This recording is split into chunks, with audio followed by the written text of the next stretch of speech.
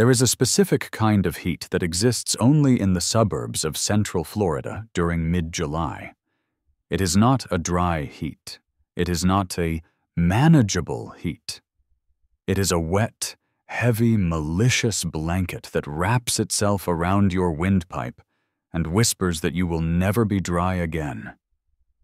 It turns asphalt into a mirrored surface that tricks your brain into thinking there's water ahead, when in reality, it's just radiating death. It makes the air shimmer with a visible, wavy distortion, like the world is dissolving into a bad dream. My air conditioning unit, a rusty metal box that had been wheezing since the Bush administration, had chosen this exact meteorological window to commit suicide. It hadn't just stopped working. It had died violently, shuddering with a sound like a bag of wrenches being thrown down a staircase before emitting a final, mournful hiss of freon that smelled vaguely of rotten almonds. I sat on my living room couch, shirtless, sweating through a pair of basketball shorts, staring at the thermostat. It read 89 degrees inside the house.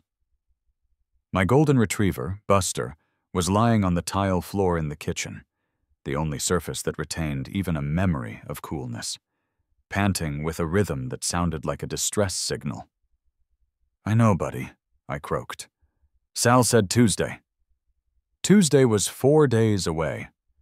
Sal was the only HVAC guy in the county who didn't charge a weekend emergency premium that required a second mortgage, but his schedule was tighter than the HOA's regulations on lawn ornamentation. I stood up, peeling my back off the leather couch with a sound like Velcro tearing. I needed cold. I needed water. I needed to not be in this house. I walked to the fridge, grabbed a bottle of water, and pressed it against my forehead. It was lukewarm. The fridge was struggling too. That was the breaking point. The lukewarm water. "Get in the truck, Buster," I said. We drove to Walmart. The air conditioning in my truck still worked, blasting out a smell of stale dust and salvation. I wandered the aisles of the megastore like a pilgrim seeking a shrine. I bypassed the groceries. I bypassed the electronics. I went straight to the seasonal aisle, the one that smelled of rubber, chlorine, and desperation. Most of the shelves were bare. The heat wave had triggered a primal instinct in the population, a mass migration to anything that held water. The hard-shell kiddie pools were gone. The slip-and-slides were gone. The high-end metal frame pools that required a degree in engineering to assemble were gone. All that remained, sitting on a bottom shelf in a torn cardboard box, was the Aqua Chill 3000. It was an inflatable pool. It was electric blue, a color that does not exist in nature, a color that screams at your retinas. It was 6 feet in diameter and 18 inches deep. On the box, a family of 4 was photoshopped into it, laughing maniacally, despite the fact that in reality, fitting 4 humans into this rubber donut would require surgical removal of several limbs. The price tag said $29.99. I grabbed it. I grabbed a foot pump. I grabbed a 12-pack of the cheapest lager I could find, the kind that tastes like water that's been thinking about barley.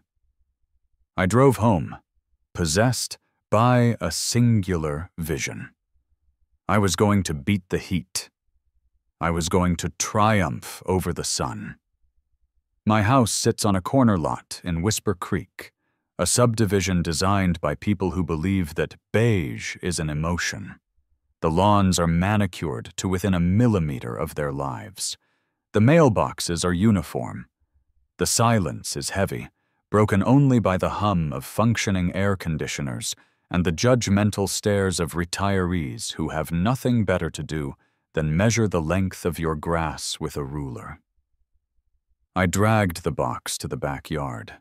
It was a disaster zone, a mud pit where my attempts at a vegetable garden had been decimated by nematodes and neglect.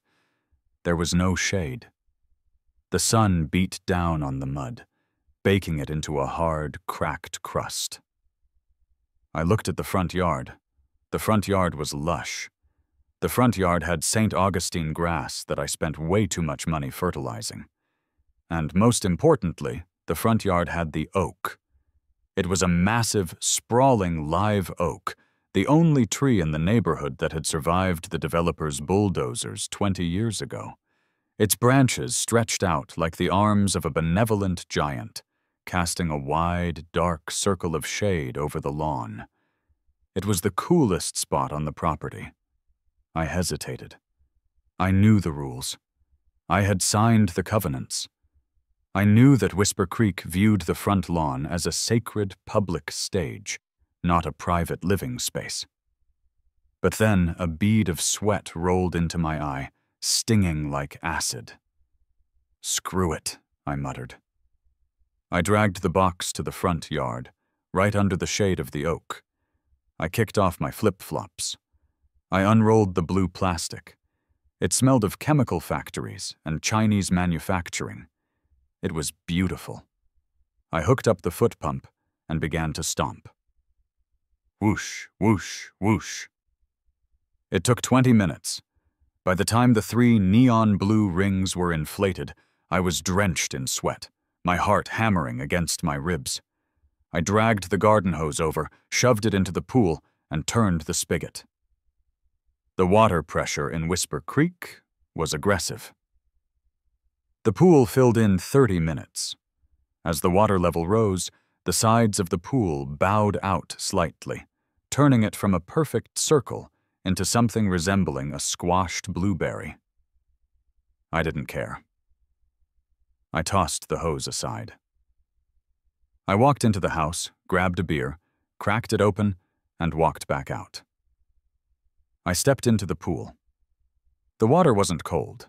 Groundwater in Florida in July is roughly the temperature of a lukewarm bath, but compared to the air, it was Arctic. A groan of pure, unadulterated pleasure escaped my lips as I sat down. The water rose to my chest. I leaned back against the rubbery, squeaking side of the pool, resting my head on the top ring. "Buster," I called. "Come. Here, boy." Buster trotted out, sniffed the blue plastic suspiciously, sneezed, and then collapsed in the grass next to me, satisfied with the proximity to the water, if not the immersion. I took a sip of beer. I closed my eyes. The shade of the oak tree flickered above me. For the first time in 3 days, my core body temperature dropped below heat stroke. I was happy. I was content. I was a king in a blue rubber castle. Then I heard the sound. It was a sharp, rhythmic clicking. Click, clack, click, clack. It was the sound of authority.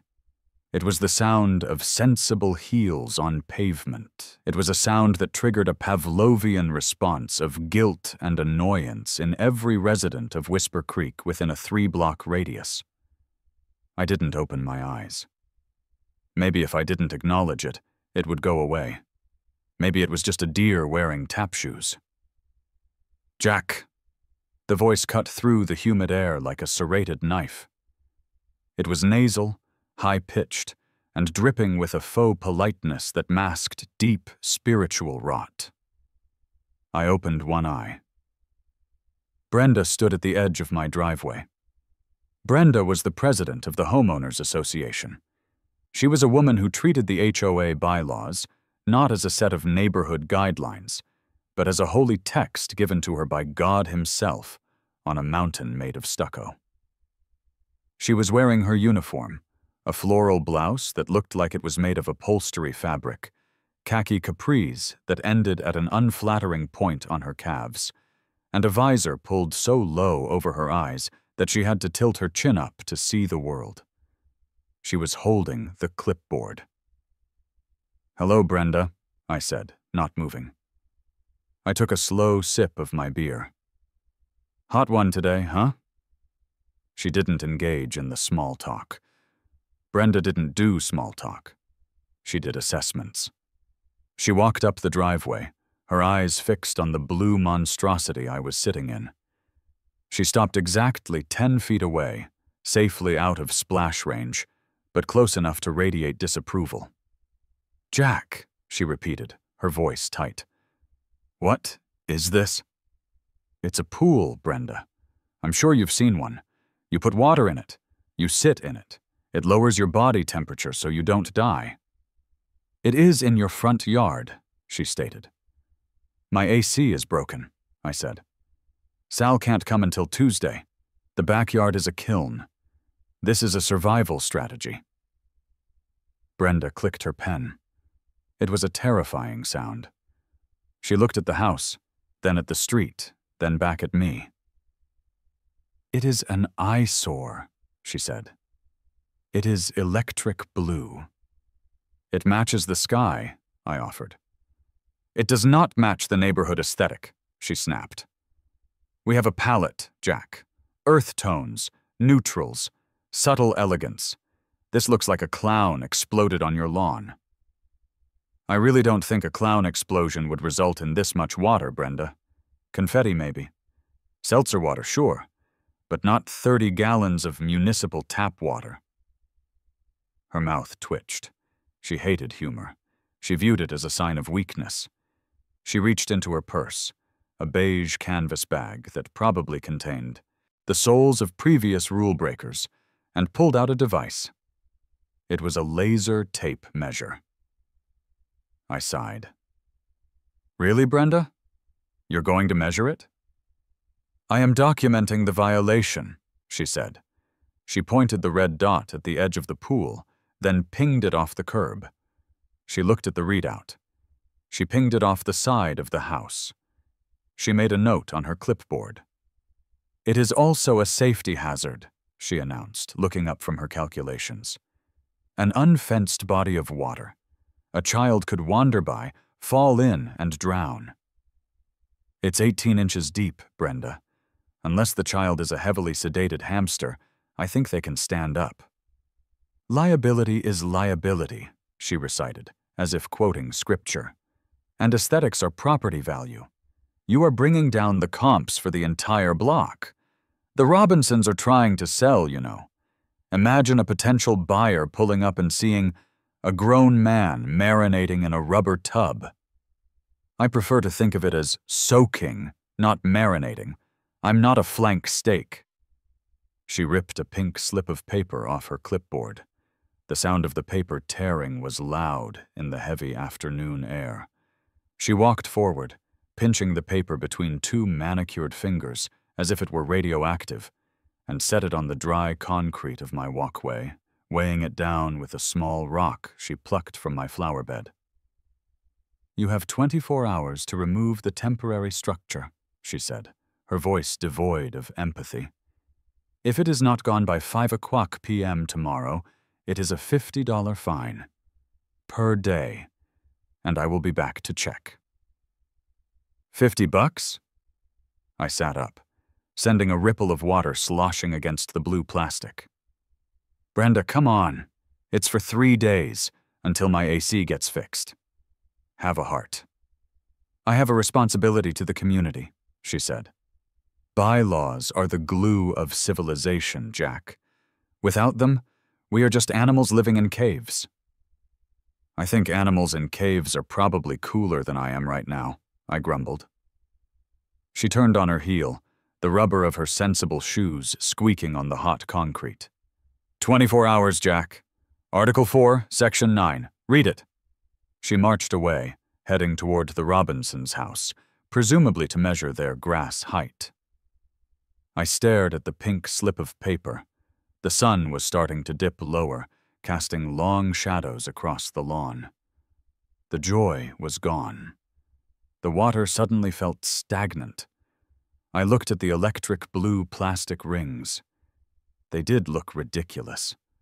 I knew they looked ridiculous. But the sheer pettiness of it, the laser tape measure, the marinating comment, The refusal to empathize with a man whose house was an oven gnawed at me. I finished my beer in one long swallow, crushed the can, and tossed it onto the grass. "We're going inside, Buster." That night, the heat in the house was unbearable. I set up 3 box fans in the living room, creating a vortex of hot air that did nothing but dry out my contact lenses. I couldn't sleep. I lay on top of the sheets, sweating and angry. Article 4, Section 9. I got up.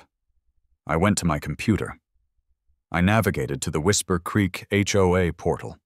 The website was a relic of the late 90s, full of pixelated clip art and Comic Sans font. I found the document. Master Declaration of Covenants, Conditions, and Restrictions. It was a PDF file that was 140 pages long. I scrolled through the legalese, past the restrictions on flagpoles, past the rules about garbage can placement, until I found it. Article 4. Architectural Control and Use Restrictions. Section 9. Prohibition of temporary structures. No temporary recreational structures, including but not limited to tents, inflatable pools, swing sets not anchored to the ground, portable basketball hoops, or shade canopies, are permitted in the front or side yards of any lot. Any such structure must be located in the rear yard and concealed from public view by an approved fence. All exterior structures located in the front or visible side yards must be permanent fixtures attached to the foundation or hardscape, constructed of approved masonry, stone, or concrete materials, and must be approved by the Architectural Control Committee, ACC. I read it again. No temporary recreational structures. That was her hook. The inflatable pool was temporary. It was portable. It was transient. But then my eyes drifted to the second half of the paragraph. All exterior structures must be permanent fixtures, attached to the foundation or hardscape, constructed of approved masonry, stone, or concrete materials. I sat back in my chair. The fan blew hot air into my face. Brenda had emphasized the temporary part. She had sneered at the plastic. She had called it cheap. She wanted me to remove it because it didn't look like it belonged. She wanted subtle elegance. She wanted permanent. A crazy, feverish idea began to form in the back of my heat-addled brain. It started as a joke, a fleeting thought of what if. But as I stared at the words masonry, stone, or concrete, the idea solidified. It gained weight. If I took away the plastic, she won. If I paid the fine, she won. But if I complied? If I complied so hard that it made her head spin? I opened a new tab and Googled City Building Codes for Residential Water Features. I spent the next 3 hours going down a rabbit hole of zoning laws, setback requirements, and the legal definition of a swimming pool versus a landscape ornament. According to the city, a swimming pool was defined as a structure intended for swimming with a water depth greater than 24 inches. Anything less than 24 inches was considered a decorative water feature or fish pond and did not require the mandatory 4-foot safety fence. I looked back at the HOA bylaws. There was no restriction on decorative water features in the front yard, as long as they were permanent and made of approved materials. In fact, Article 7 encouraged tasteful landscaping and hardscaping to enhance curb appeal. I looked at the clock. It was 3 o'clock a.m. I was exhausted, dehydrated, and fueled entirely by spite. I grabbed a notepad and a pen. I started to sketch. I drew a circle, the same size as the inflatable pool. But instead of blue plastic rings, I drew thick stone walls. I drew columns, big, gaudy Grecian columns. I drew a fountain. I drew a bench made of solid concrete. I wasn't just going to put a pool in my front yard. I was going to build a monument. I was going to build a Roman bathhouse right under the oak tree. I would pour concrete. I would lay tile. I would anchor it to the earth so securely that it would take a tactical nuke to remove it. I would make it so permanent that archaeologists 10,000 years from now would dig it up and assume it was a temple to a water god.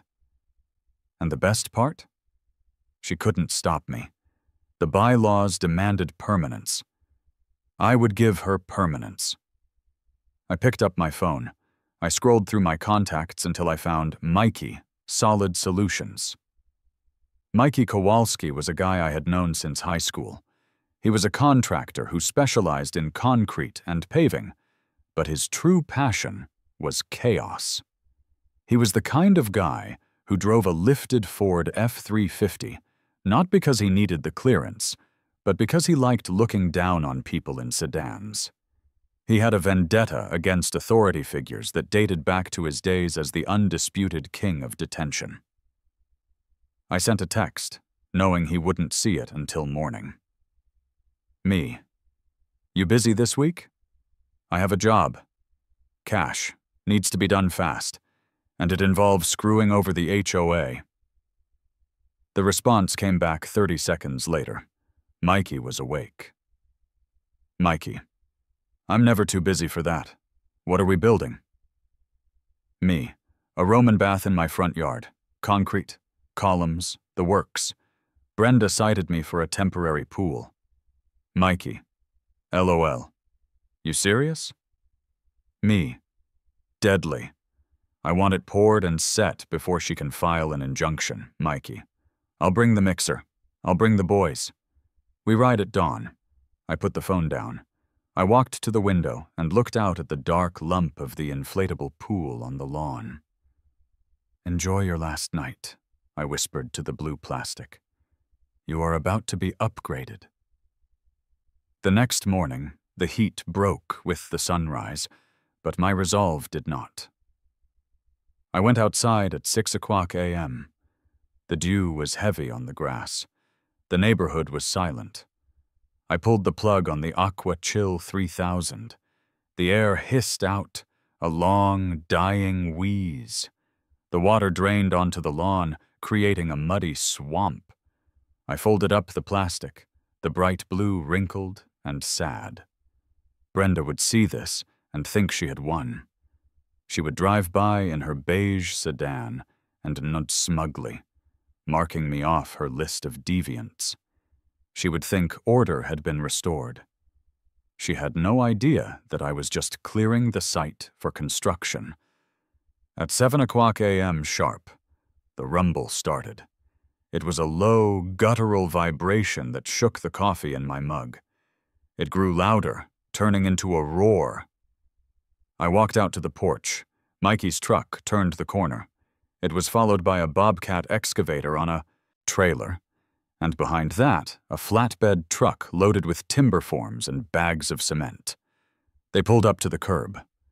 Mikey hopped out, wearing a neon yellow vest with the sleeves ripped off and a hard hat that had a sticker on it reading, OSHA? I hardly know her. "Morning, sunshine," Mikey bellowed, his voice echoing off the silent houses. "Where do you want this hole?" I pointed to the wet, muddy circle under the oak tree. "Right there. Make it deep enough to soak, shallow enough to stay legal." Mikey grinned. It was a shark's grin. He patted the side of the excavator. "Let's make some noise." He fired up the bobcat. The engine roared to life, shattering the suburban peace. A flock of doves took flight from the telephone wires in terror. Across the street, the blinds in the Robinsons' house snapped open. 2 doors down, a garage door paused mid-open. And next door, I saw the curtain twitch. Brenda was watching. "Dig," I ordered. The bucket of the excavator slammed into the earth, tearing up the sod, the dirt, and the peace and quiet of Whisper Creek. The war had begun. The sound of a bobcat excavator tearing into suburban sod at 7 in the morning is a sound that vibrates in your teeth. It's a mechanical crunching, tearing noise, like a giant eating cereal made of dirt and roots. I stood on the porch, coffee in hand, watching the destruction of my front lawn with a sense of grim satisfaction. Mikey was operating the controls with the finesse of a concert pianist, scooping up the grass where the inflatable pool had sat and dumping it unceremoniously onto a tarp spread over the driveway. It took exactly 4 minutes for the inevitable to happen. The front door of the house next door flew open so hard I thought it might come off the hinges. Brenda stumbled out. This was a rare sighting. Brenda in her natural pre-caffeinated state. She was wearing a silk robe that was a violent shade of peach, and her hair was wrapped in a towel that added 6 inches to her height. She looked like a furious, unraveled cockatoo. "What is happening?" she shrieked. Her voice cut through the diesel roar of the excavator. "Jack, stop this! Stop it right now!" I walked down the driveway, careful to step over the clumps of displaced earth. "Good morning, Brenda. Just doing a little landscaping. You know, making things permanent." She ran to the property line, stopping just short of the grass, which was now flying through the air. "You are digging a hole in the front yard. This is a violation of everything." Mikey, spotting her, idled the engine. The silence that followed was heavy and ringing. He leaned out of the cab, pushed his hard hat back, and flashed a grin that was missing a molar. "Morning, ma'am. You want us to save the topsoil for you? Good for roses." "Who are you?" she demanded, pointing a trembling finger at him. "Do you have a license to operate that thing in a residential zone?" "I got a license to drive a tank if I want." "Too," Mikey lied effortlessly. "But today, I'm just digging a basin." "A basin?" Brenda turned her wild eyes on me. "You're building a pool. You're building an in-ground pool in the front yard. This is illegal. This is against the bylaws. I am calling the police. I am calling the city. I am calling your mother." "Leave my mother out of this. She lives in Ohio," I said. "And it's not a pool, Brenda. You were very specific yesterday. You said no temporary structures. You said permanent fixtures attached to the hardscape. You quoted Article 4, Section 9. I pulled a folded piece of paper from my back pocket. I had printed it out the night before. "I am simply complying with your request. I am removing the temporary eyesore and replacing it with a permanent, masonry-constructed hardscape feature. It's going to be beautiful. Very Roman." "Roman?" She looked like she was going to be sick. "Columns," I said. "Mosaic tile. Maybe a lion's head that spits water. I haven't decided on the lion yet. It feels a bit much. But Mikey thinks it adds class." "Class?" she sputtered. "You are destroying the property value of this entire street. I'm shutting you down."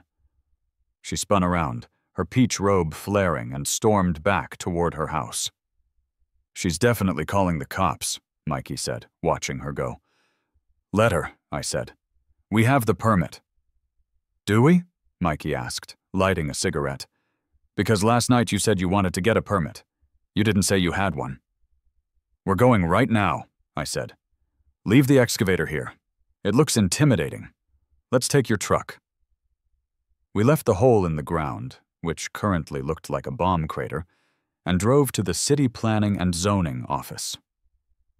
The office was a fluorescent-lit purgatory located in the basement of City Hall. It smelled of floor wax and crushed dreams. We walked up to the counter, where a woman named Janice sat behind a plexiglass shield. Janice looked like she had been working there since the building was constructed around her. She was reading a romance novel and didn't look up. "I need to pull a permit for a residential hardscape project," I announced. Janice turned a page. "Form 12B, On the rack. I grabbed the form. Mikey and I huddled over a counter that was sticky for some reason. Okay, Mikey whispered. If we check swimming pool, they're going to ask for a fence, a self-latching gate, and a schematic of the filtration system. We don't have any of that. We're not checking swimming pool, I said. I checked the box marked Landscape/Hardscape feature. Description of project, I read aloud. Write ornamental reflecting basin, Mikey suggested. Sounds fancy. Rich people have reflecting basins. Poor people have holes. I wrote construction of permanent concrete ornamental reflecting basin and surrounding hardscape, aesthetic enhancement. We walked back to Janice. She sighed, marked her page, and took the clipboard. Address? She asked. 104 Whisper Creek Drive. She typed it into a computer that looked like it ran on coal. That's an HOA community. You have board approval? This was the hurdle. The fatal flaw. Actually, I said, leaning in, the HOA issued a citation demanding the installation of a permanent structure. This is the compliance measure. Here is the citation. I handed her the pink slip Brenda had given me. It didn't explicitly say, build a concrete pool, but it did demand the removal of temporary structures and cited the rule requiring permanent masonry. It was a stretch, but I was banking on Janice's apathy. Janice looked at the pink slip. She looked at the form. She looked at Mikey, who was trying to look like a responsible artisan despite the cut-off vest. Is it a swimming pool? She asked, eyeing the dimensions. 10 feet diameter. No, ma'am, Mikey said smoothly. It's a bird bath, for big birds. Ostriches, maybe. Janice stared at him. It's a water feature, I interjected quickly. Like a koi pond, strictly decorative. Depth? Janice asked.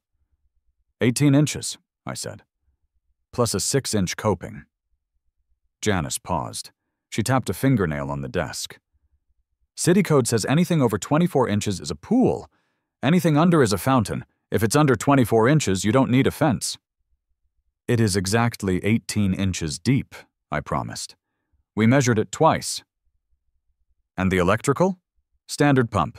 GFI outlet, already installed, Mikey lied. Janice shrugged. She stamped the paper. Approved. Fee is $50, she said. Don't splash the sidewalk. We walked out of City Hall feeling like we had just robbed a casino. We had the golden ticket. We had the permit.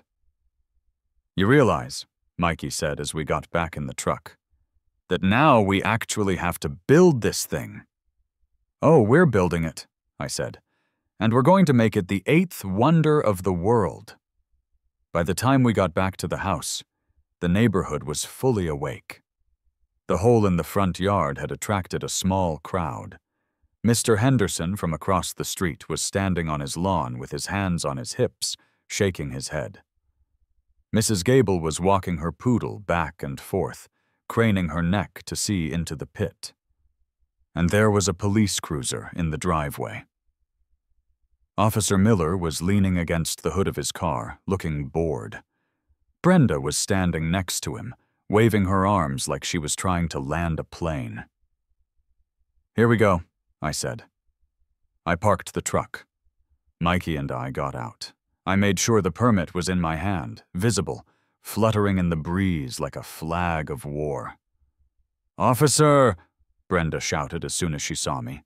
Arrest him! He's back! He's destroying the neighborhood! Officer Miller pushed himself off the car. He was a big guy. Tired eyes, the kind of cop who had spent 20 years dealing with domestic disputes over hedge trimmers. Morning, gentlemen. This lady says you're digging a quarry in your front yard. Morning. Officer, I said. Not a quarry. A hardscape feature. He's lying, Brenda screeched.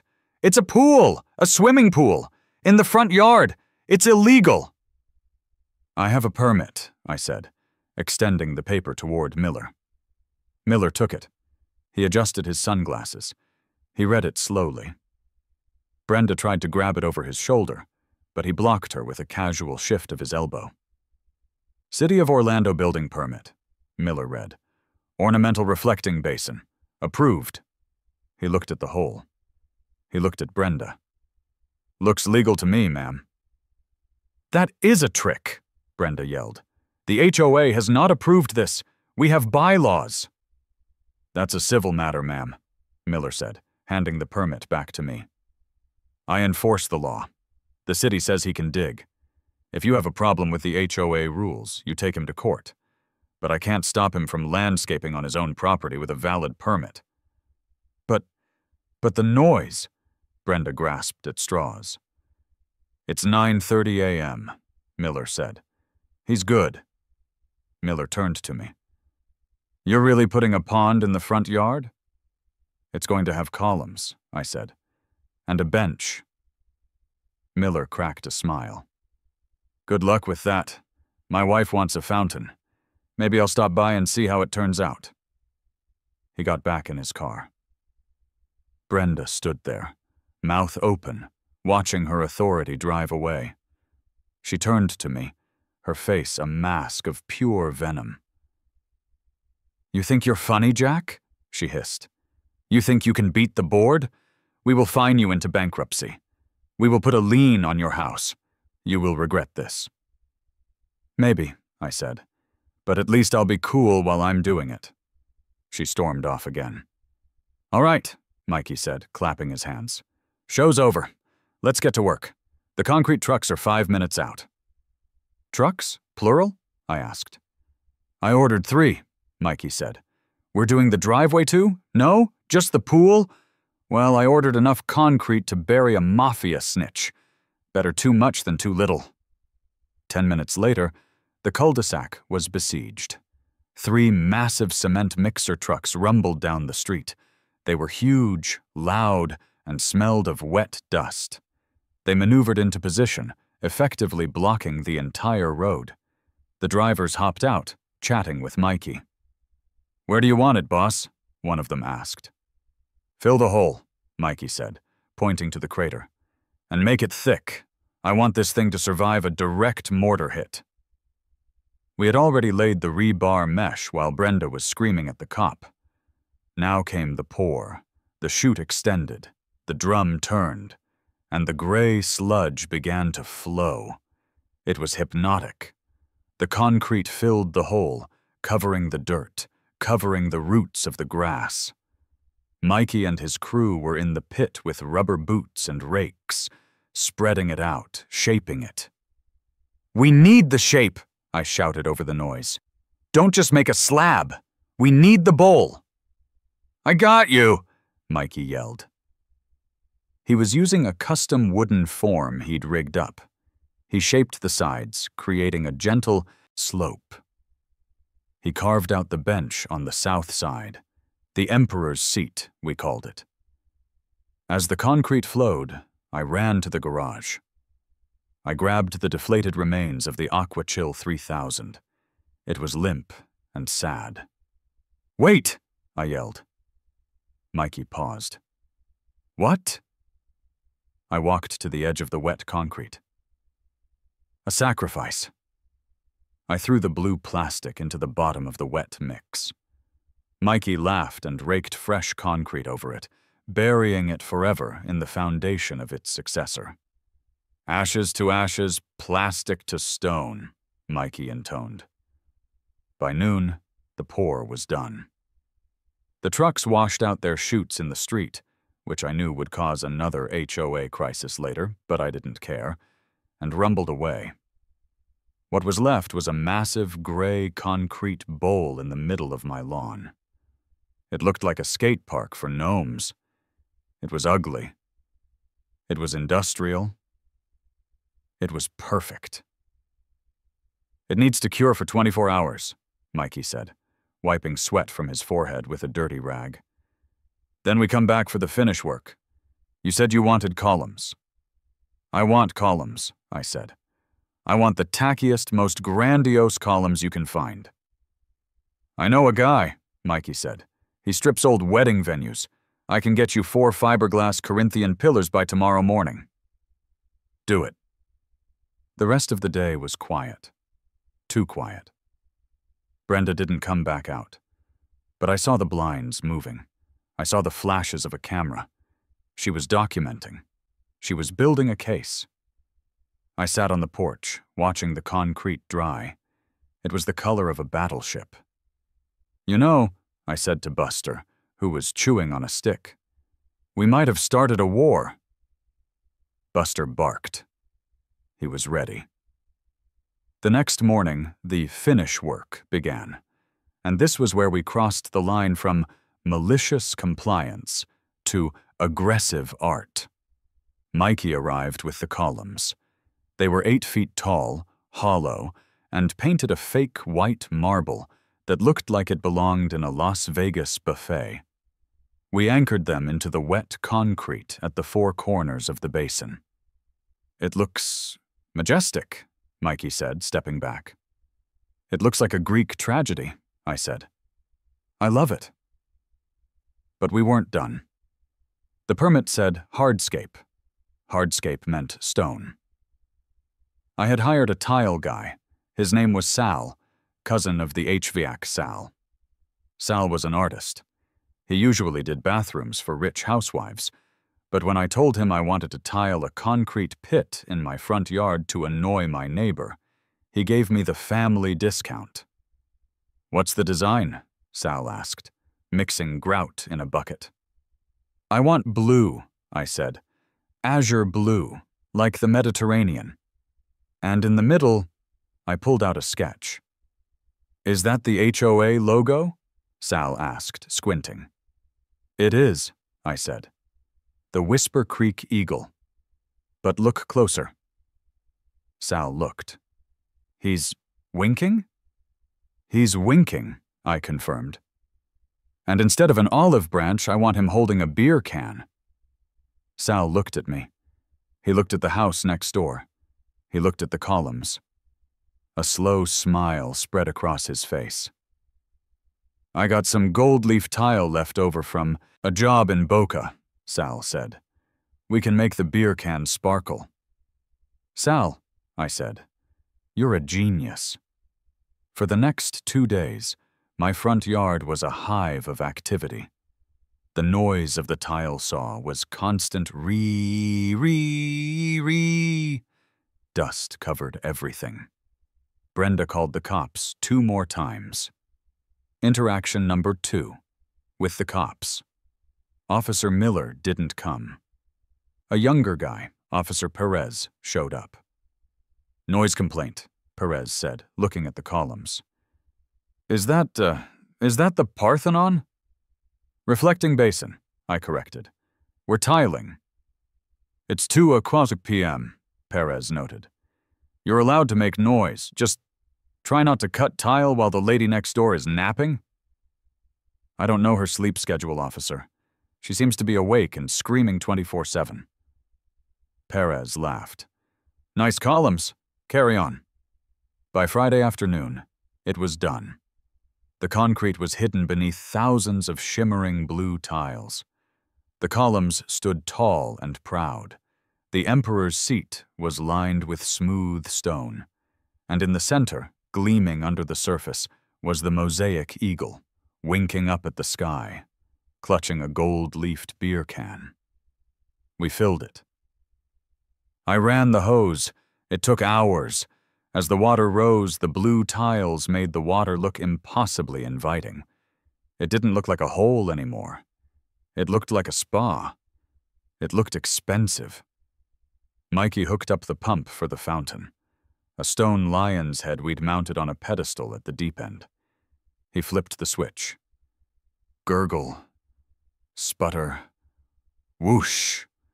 A stream of water shot from the lion's mouth, splashing into the center of the pool. "It works," I whispered. I walked to the edge. I kicked off my sandals. I sat on the coping and dipped my feet in. The water was cool. The sound of the fountain drowned out the hum of the distant highway. "Permanent," I said aloud. "Hey, Jack," Mikey called from his truck. "You got a letter?" He pointed to my mailbox. I walked over. There was an envelope taped to the flag. It was thick. It was heavy. It was from a law firm. I opened it. Cease and desist. Immediate injunction. Violation of Article 4, 7, 9, and 12. You are hereby ordered to demolish the unapproved structure immediately or face legal action, fines totaling $5,000, and a lien on your property. I looked at the letter. I looked at my Roman bath. "Mikey," I yelled. "You busy tomorrow?" "No. Why?" "I'm throwing a party," I said. "A grand opening, and I need you to bring the boys." "Who's invited?" "Everyone," I said, looking at Brenda's closed curtains. "Absolutely everyone." The letter from the law firm of Dewey, Cheatham, and Howe. Okay, it was actually Henderson, Fitzroy, and Associates, but the spiritual energy was the same, sat on my kitchen counter like a paper grenade. I read it for the 4th time. The language was aggressive. It used words like egregious, malice, and unauthorized excavation. It demanded that I cease all recreational aquatic activities and restore the landscape to its original condition within 48 hours, or face a lawsuit that would likely involve them taking my house, my truck, and possibly my dog. I looked at Buster. "They want the house, boy, but they can't have the Roman bath." Buster licked his paw, unconcerned with the intricacies of property law. I needed a defense. I couldn't just ignore this one. This wasn't Brenda with a laser pointer. This was a man in a suit with a billing rate of $400 an hour. I called my cousin, Vinny. Vinny wasn't a lawyer. Vinny was a paralegal who worked for a personal injury firm in New Jersey. But in my family, that was close enough to being a Supreme Court justice. "Vinny," I said, putting him on speaker while I made a sandwich. "I got a C&D from the HOA. They say my hardscape feature is an unauthorized swimming pool." "Is it a swimming pool?" Vinny asked. I could hear him eating chips on the other end. "It's a concrete basin lined with tile," I said. "It has water in it." "How deep?" 18 inches at the shallow end, 23.5 at the deep end. Vinny crunched a chip. "Does it have a diving board?" "No. It has a lion that spits water." "Okay," Vinny said. "Here's the play. It's not a pool. Legally, a pool is defined by depth and intent. If you can't drown in it standing up, it's a water feature. Do the bylaws ban fountains?" "No," I said, checking the PDF on my laptop. Article 7, Section 2. Water features, including fountains and koi ponds, are permitted provided they are permanent hardscape fixtures. "There you go," Vinny said. "It's a reflecting pool. It's for meditation. It's for looking at your own reflection and thinking about how handsome you are. Tell them to pound sand." "And Jack?" "Yeah?" "Don't let them catch you swimming in it. If you swim, it's a pool. If you wade, it's a feature. The law is all about the verbs, cousin." "Thanks, Vinny." I hung up. I felt emboldened. I felt litigious. The next morning, the enemy arrived. I was out in the yard, skimming a few leaves off the surface of the crystal-clear water. The morning sun was hitting the gold leaf beer can in the mosaic eagle's claw, making it sparkle with a divine brilliance. It was the most beautiful thing I had ever created. A black Lexus sedan pulled up to the curb. It was shiny. It was ominous. A man stepped out. He was wearing a gray suit that cost more than my entire wardrobe. He had slicked back hair and wire-rimmed glasses. He looked like the kind of guy who foreclosed on orphanages for sport. This was Mr. Henderson.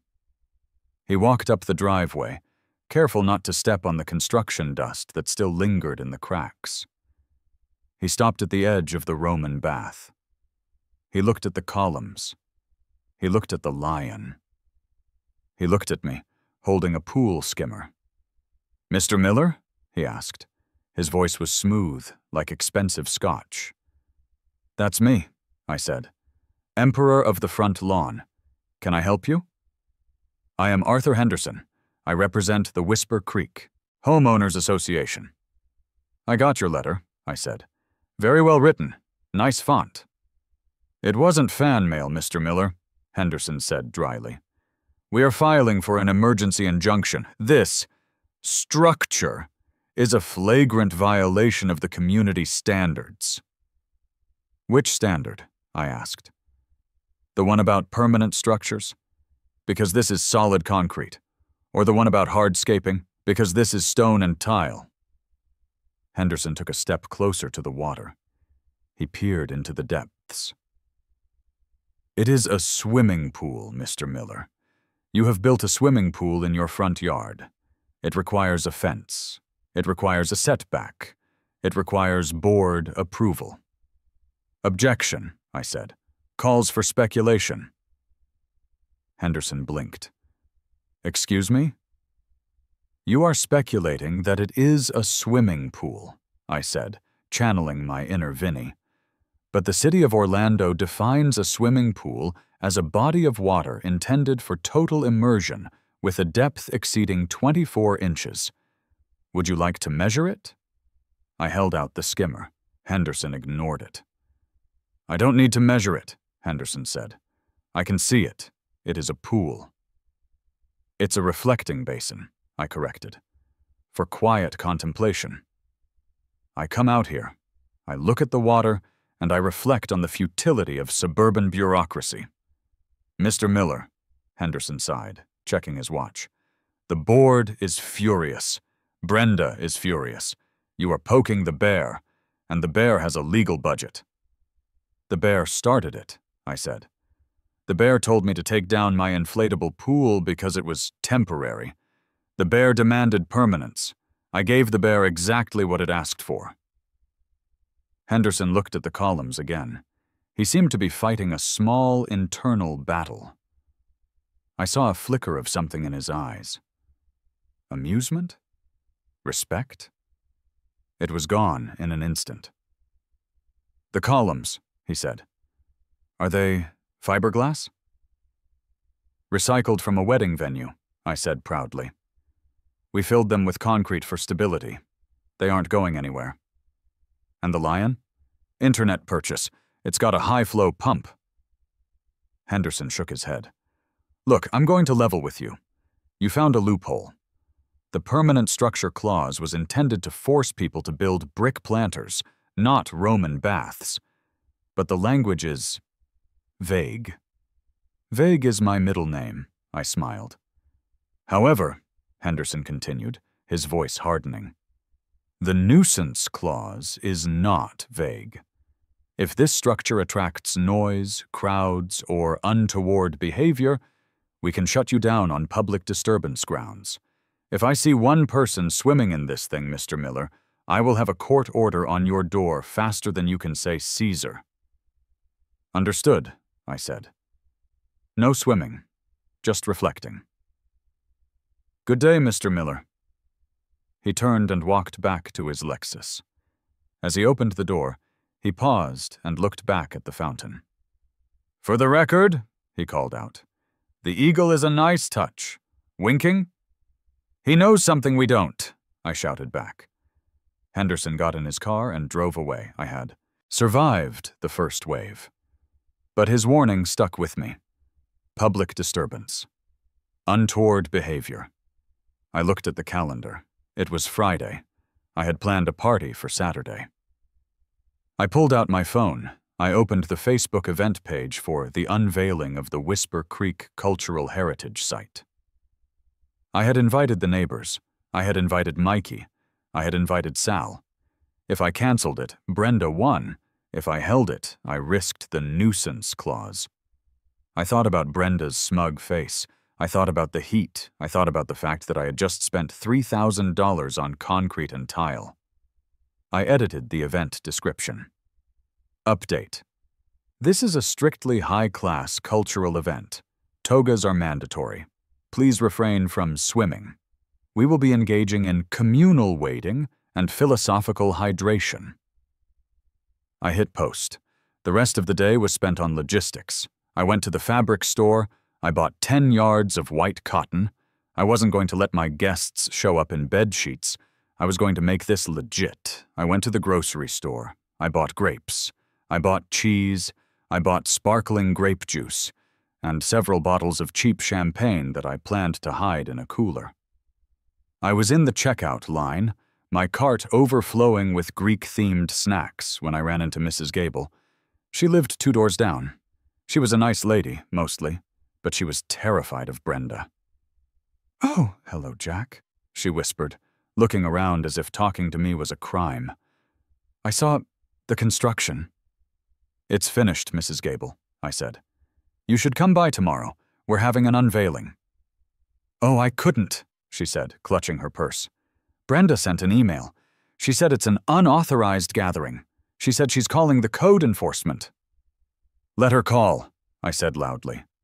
"Code enforcement can't arrest you for eating grapes, Mrs. Gable." She looked at my cart. She looked at the grapes. "Is it true? Is it true there's a fountain?" "A lion," I said. "It roars." Her eyes widened. "My husband loves lions." "Bring him," I said. 2:00 p.m. Togas provided. She hurried away, but I saw a spark of rebellion in her eyes. The people of Whisper Creek were downtrodden. They were oppressed by the beige tyranny. They needed a leader. They needed an emperor. Saturday dawned hot. Of course it did. It was Florida. The sun was a physical weight pressing down on the rooftops. But this time, I welcomed it. The heat was my ally. The heat drove people to water. At 1 p.m., Mikey arrived. He wasn't in his work truck. He was in a convertible Mustang that looked like it had been through a few wars. He was wearing a toga, not just a sheet. Mikey had gone all out. He had a red sash. He had a plastic laurel wreath on his head. He was wearing gladiator sandals that laced up to his hairy calves. "Hail, Caesar!" he bellowed, stepping out of the car. "Hail, Mikey!" I shouted from the porch. I was wearing my own toga, draped carefully over my shoulder, secured with a safety pin I had spray-painted gold. "The boys are coming," Mikey said, hauling a cooler out of the trunk. "And Sal brought his cousin, the DJ." "We have a DJ?" I asked, looking nervously at Brenda's house. "Mikey, we have to keep the noise down. The nuisance clause." "Relax," Mikey said. "It's acoustic, sort of." By 2:00 p.m., the street was filling up. I had underestimated the boredom of the suburbs. I had underestimated the pent-up resentment against the HOA. They came. They came in droves. Mr. Robinson, the guy who was trying to sell his house, showed up wearing a beige sheet and holding a platter of deviled eggs. "I told the realtor to wait until Monday," he told me, shaking my hand. "This seemed more important." The teenagers from down the block arrived on skateboards, wearing towels like capes. Mrs. Gable arrived with her husband, a quiet man named Frank. Frank stared at the Roman bath for a long time. He touched the columns. He touched the lion. It's magnificent," Frank whispered. "I've wanted a fountain for 30 years. Brenda said it was tacky." "Brenda has no soul, Frank," I said, handing him a glass of wine. "Welcome to freedom." The party kicked off. It was surreal. There were 40 people on my front lawn. The acoustic DJ turned out to be Sal playing a lute, badly, over a Bluetooth speaker playing soft techno. It was a weird vibe, but it worked. The the reflecting basin, was the center of attention. People didn't swim. I was strict about that. "No swimming!" I would shout if anyone looked like they were going to dunk. "Wading only! Immersion is for heathens!" So the neighbors sat on the coping. They rolled up their pants and dipped their feet into the cool, blue water. They sat on the emperor's bench, letting the water rise to their waists. They splashed. They laughed. The lion spat water. The sun shined. The gold-leaf eagle winked under the rippling surface. It was the best day Whisper Creek had ever seen. And then, the inevitable happened. At 3:30 p.m., the music stopped. Not because Sal stopped playing, but because a hush fell over the crowd. A white city van had pulled up. It had the City of Orlando seal on the side. Code enforcement. Brenda's car pulled up right behind it. She got out. She wasn't in a robe this time. She was in her battle armor, a navy blue pantsuit despite the 90-degree heat. She looked triumphant. She looked like she had just signed a treaty ending fun forever. A man stepped out of the van. He was short, round, and sweating profusely. He held a clipboard that was even thicker than Brenda's. He had a badge on his belt. This was the code enforcer, the nuclear option. "Okay, everyone," I said, standing up on the emperor's bench, water dripping from my toga. "Be cool. Nobody swim, just reflect. We are reflecting so hard right now." Brenda and the enforcer marched up the driveway. The crowd parted like the Red Sea. "There it is," Brenda shouted, pointing an accusatory finger at my masterpiece. "Look at it! It's a public bathhouse! It's a health hazard! It's unauthorized!" The enforcer stopped at the edge of the pool. He looked at the columns. He looked at the lion. He looked at Mikey, who was eating a grape in a very threatening manner. "Sir," the enforcer said, addressing me, "I've received a complaint regarding an unlicensed commercial aquatic facility operating in a residential zone." "It's not commercial," I said, stepping out of the water and onto the grass. "I'm not charging admission, and it's not a facility. It's a lawn ornament." "It has people in it," the enforcer noted. "They are inspecting the masonry," I said. "Closely." "Sir," the enforcer said, wiping sweat from his forehead, "if this is a swimming pool, you are in violation of Code 88B. You need a fence. You need a safety drain. You need a chemical storage permit. Do you have any of those?" "No," I said, "because it's not a swimming pool." "It holds water," the enforcer said. "People are inside it." "The definition of a swimming pool," I recited, "is a structure designed for swimming with a depth exceeding 24 inches. The enforcer sighed. He looked tired. He probably just wanted to go home and sit in front of a fan. He pulled out a tape measure. A metal one. Serious business. "Clear the water," he ordered. The neighbors groaned, but they complied. They pulled their feet out. Frank looked devastated. The enforcer walked to the edge. He knelt down. He extended the tape measure into the deepest part of the basin, right in front of the lion. The crowd held its breath. Brenda was practically vibrating. "It's illegal! I know it is! It's too deep!" The enforcer squinted at the tape. He pulled it out. He looked at it again. 23.5 inches, he announced. A cheer went up from the crowd. "Wait!" Brenda shrieked. "Measure the other side! Measure the middle!" The enforcer measured the middle. 22 inches! He stood up. He retracted the tape. Snap. "Ma'am," he said to Brenda, "it's under the limit. Technically, It's a fountain." "A fountain?"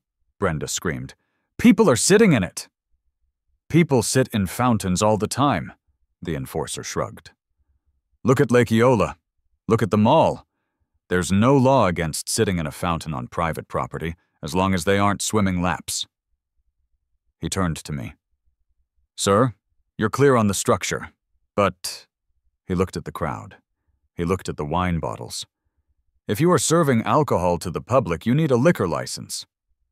"It's BYOB," Mikey shouted. "Bring your own bird seed. We're feeding the birds." The enforcer looked at Mikey. He looked at the toga. He cracked a smile. "Right," he said. "Bird seed." He turned to Brenda. "There's nothing I can do, ma'am. It's a civil matter. If you don't like it, change the bylaws."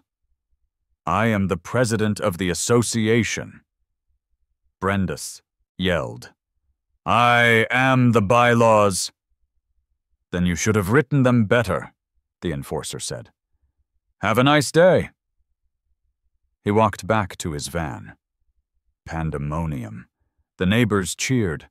Mikey popped a bottle of champagne and sprayed it into the air, careful not to hit the enforcer. Frank hugged me. Brenda stood there. She was alone. The code enforcer had failed. The police had failed. The lawyer had failed. She looked at me. Her face wasn't red anymore. It was pale. It was the face of someone who realizes the world has shifted under their feet. "This isn't over, Jack," she said quietly. The screaming was gone. This was worse. This was cold calculation. "You think you've won? You think a tape measure saves you?" "It saved me today, Brenda," I said, raising my goblet. "I'm calling the health department," she said. A thin smile crept onto her face. "Stagnant water, mosquito breeding ground, public bathing hygiene codes. You need a filtration system rated for human use. You need chlorine logs. You need a licensed operator. Code enforcement cares about depth. The health department, they care about bacteria." She turned and walked away. My stomach dropped. Mikey walked up to me. "She's bluffing." "No," I said, watching her go. "She's not. The health department doesn't care about inches. They care about intent. If they decide this is a bathing place, I'm screwed. The fines for an unlicensed public pool are insane. They'll condemn the property." "So what do we do?" Mikey asked. I looked at the water. I looked at the lion. I looked at the winking eagle. "We need to change the intent," I said. "What? Like drain it?" "No," I said. A plan. A beautiful, desperate, insane plan formed in my mind. "We don't drain it. We evolve it." I turned to the crowd. "Everyone, drink up. The party ends at sundown. Tomorrow. Tomorrow we enter Phase 2. "What's Phase 2? Mrs. Gable asked. "Phase 2, I said, grinning like a maniac, "is biology." Sunday was a day of frantic activity, but not construction. This was a shopping spree of a different kind. I drove to the aquarium supply store. I drove to the garden center. I drove to a specialized farm supply shop 3 towns over. I spent my last dime. I maxed out 2 credit cards. But it was worth it.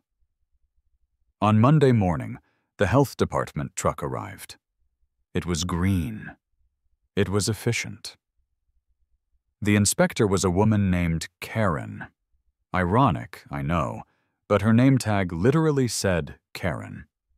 She looked like she could spot E. coli from 50 yards away. Brenda was with her, of course. Brenda looked refreshed. She had smelled blood in the water. "This is it," Brenda said as they walked up the driveway. "The final nail in the coffin." I was sitting on the porch. I wasn't wearing a toga. I was wearing overalls and a straw hat. I was chewing on a piece of straw. "Morning, ladies," I drawled. Sir, Karen said, holding a testing kit. We have a report of an unlicensed public bathing facility. I need to test the water and check your filtration logs. No bathing facility here, ma'am, I said. Just farming. Farming? Brenda laughed. He's delirious. Look at it. It's a Roman bath. Karen walked up to the edge of the basin. She looked down. She gasped. The water wasn't clear blue anymore. I mean, it was, but it was full of life. Floating on the surface were hundreds of massive lily pads, water hyacinths, and lotus flowers. The surface was a carpet of green and purple. And swimming beneath them? Fish. Not just a few goldfish. I'm talking hundreds. Massive, bright orange koi, fat, lazy fantails, and schools of smaller feeder fish darting between the columns. What is this? Karen asked. Aquaponics, I said proudly, standing up. I'm raising ornamental koi and cultivating water lilies for, herbal tea. You put fish in the pool? Brenda shrieked. You put fish in the pool? It's not a pool, Brenda, I said. It's a pond, a biological ecosystem. I turned to Karen. I checked the county code, Title 9, Section 14. Private agricultural and ornamental fish ponds are exempt from recreational bathing regulations, provided human immersion is prohibited. I pointed to a new sign I had hammered into the lawn. Danger. Carnivorous fish. No swimming. Carnivorous? Karen asked, raising an eyebrow. They nip, I lied. Karen looked at the fish. She looked at the lily pads. She dipped a test strip into the water. Nitrate levels are high, she muttered, consistent with aquatic life. She stood up. She closed her kit. Well, Karen said, it's definitely not a swimming pool. No human would swim in that with that much biology. Exactly, I said. It's a farm.